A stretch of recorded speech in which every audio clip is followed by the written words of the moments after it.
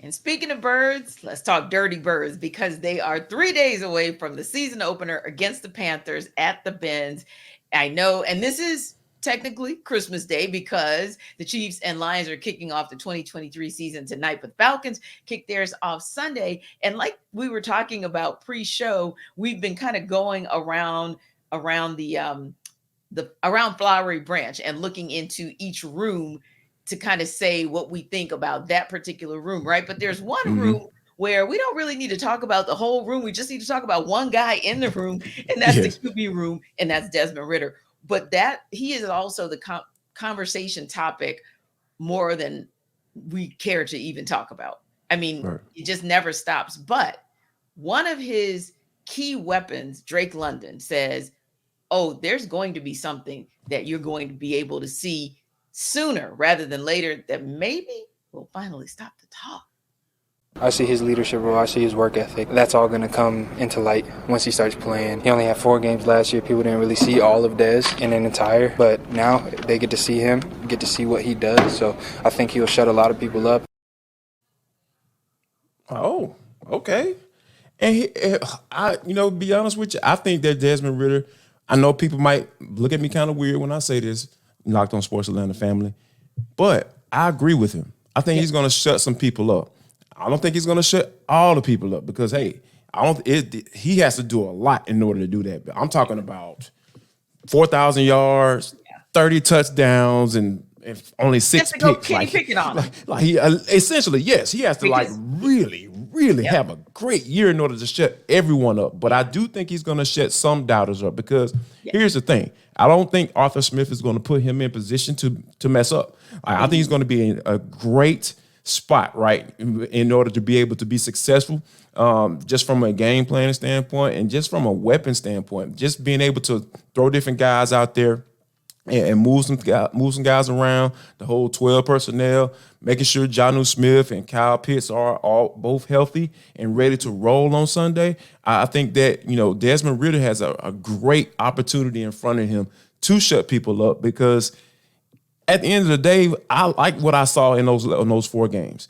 I like the progression, right? From game 1 to game 4, you saw that steady progression that you look for in young quarterbacks. And to be honest with you, to keep it funky, he has the most experience in the division right now. So it's not too much you can say. And I think it's a lot of times it's the national media, you know how they get when it comes to Atlanta professional sports teams.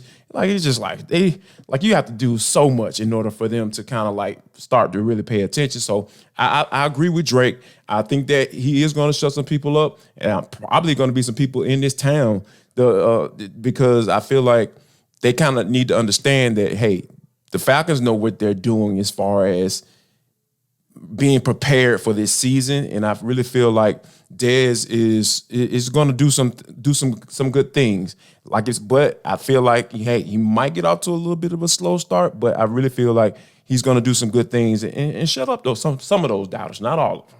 Yeah, and whether it's week 1 or week 10, week 17, I do hope that the Falcons fans are patient with him because there are a lot of moving parts, and we'll talk about one of those moving parts in just a moment.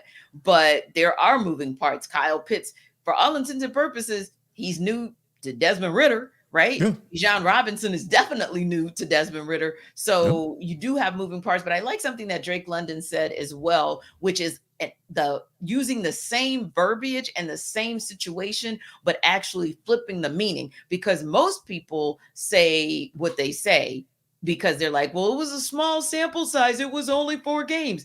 Drake London said, well, you didn't get to see all of what he can do in 4 games. So to me, he kind of flipped the narrative there and said, yeah. you're saying that wasn't enough. He's saying, you're saying it wasn't enough because you're not convinced. He's saying it wasn't enough because you didn't get to see everything that he has, but you're saying he doesn't have it.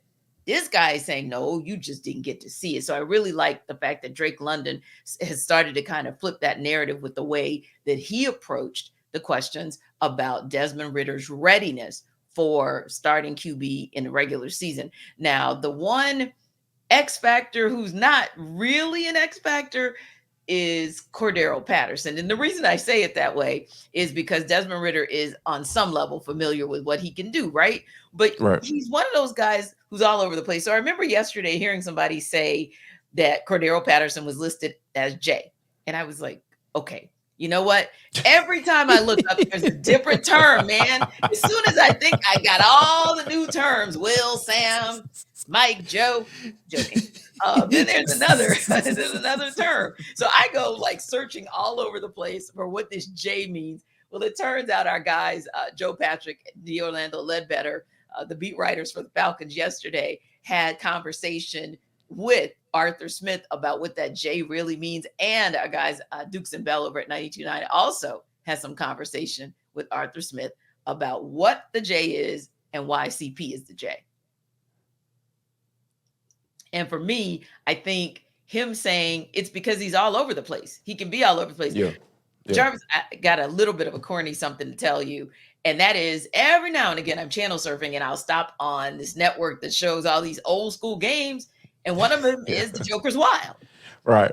So you don't know what's going to come up when the Joker comes up. And then for my spades folks, we all know what the Joker means, right? Yeah, no doubt. You smack that bad boy right there. Card. Yeah, exactly. That's a big card. And that's how you kind of see Cordarrelle Patterson. He's the big wild card who can do absolutely anything. So how do you like that, first of all, that, hey, he's looking at him like, yeah, I'm going to call him the Joker because he's the guy who will line him up anywhere and he'll be able to do damage. I love it because when you think about from Arthur Smith's standpoint, I love the fact that he said that, hey, that dude is not a third string running back. No, like, not at all. You know, I'm not disrespecting him like that because I think a lot of people kind of forget about Cordarrelle Patterson, what he's able to bring to the table because he can line up at wide receiver because he played the position before. Like that was his original position coming into the league. So, and being that he's a kick returner, you know that you can get him in space and he can go to work and he knows he has that vision. So he played the running back position as well. So it's just a lot of different things that you can do with Cordarrelle Patterson. So, which references the whole Joker piece, right? Especially the Batman character, right? Especially in the Batman Returns joint, you know. So he's just a guy that you just don't know what to expect. And I think that that's Arthur Smith's mindset coming into this season because I was even joking with him about like, hey, coach, you know, you're going to throw some 14 personnel because, you know, he had all these doggone tight ends and come to find out 4 tight ends made the active roster. So, right. 53. So